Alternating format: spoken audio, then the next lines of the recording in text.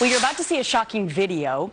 It's an EPA official giving a speech back in 2010 and telling the audience that the way that you deal with energy producers domestically is by crucifying them.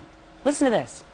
I was in a meeting once and I gave an analogy to my staff about my philosophy of enforcement, and I think it was probably a little crude and maybe not appropriate for the meeting, but I'll go ahead and tell you what I said. It was kind of like how the Romans used to conquer little villages in the Mediterranean.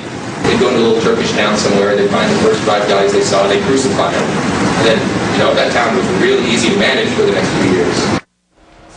So in reaction to this video, Oklahoma Senator James Inhofe took to the Senate floor and announced that he wants now to investigate the EPA and their so-called crucifying strategy. Joining me now from Washington, Senator James Inhofe. Good morning to you, sir. Well, good morning, Gretchen.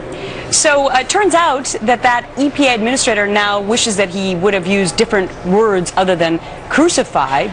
But what did he exactly mean by that? What's he trying to do?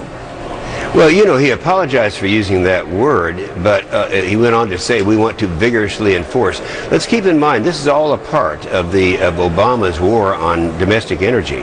He's the one who said that we have good natural gas and plentiful and all that, but we got to stop hydraulic fracturing. This is the war on hydraulic fracturing, because Gretchen, you can't get 1 cubic foot of natural gas out of a tight formation without using hydraulic fracturing. And look, this procedure, it was started in my state of Oklahoma in 1949. There's never been one documented case of groundwater contamination.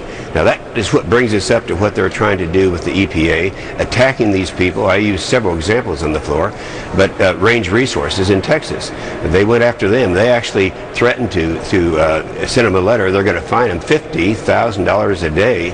And then, of course, the courts intervened, found that they weren't guilty of anything. Well, that's the tactics that have been used, the enforcement tactics of the EPA. So what is your accusation, that the president is pandering to environmentalists and to the EPA? Yeah, well, what he's doing is trying to make the public believe that he is for domestic energy, and specifically natural gas and oil and coal. But at the same time, he says that they're going to take over the regulation of a process called hydraulic fracturing, and that's the only way that you can get into these massive, large, tight formations. So it's an attack to try to satisfy both sides. He's whispering to the left, that's all right, we'll stop him from doing this by stopping hydraulic fracturing. Then he's saying to the public at the same time, we are for natural gas and all that. Particularly with the high price of gas coming up and elections coming up, it's a big issue. So here's that apology that we were alluding to at the top of this segment from the administrator in Region 6 of the EPA. I apologize to those I have offended and regret my poor choice of words. It's interesting because when you see that video back from 2010, he almost says at the beginning, I probably shouldn't be saying this, but I will anyway.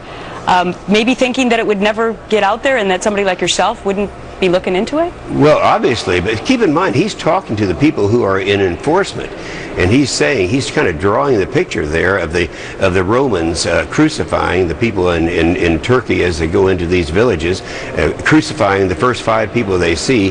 This is how you get their attention. This is how we get, and so read his whole statement, and it's pretty revealing. And I think when he comes out and apologizes for using the word crucify, he's still getting his message across there. Intimidation, threats. How would you feel if you received a letter from the EPA saying that they're going to fine you $50,000 a day? You'd be counting how many days is it I can stay in business. Exactly. And the other thing, how many people never just respond and go out of business? We don't know that. Okay. Senator James Inhofe is launching his own investigation into this. Thanks for explaining it to us this morning. Have a fantastic day. Thank you, Gretchen.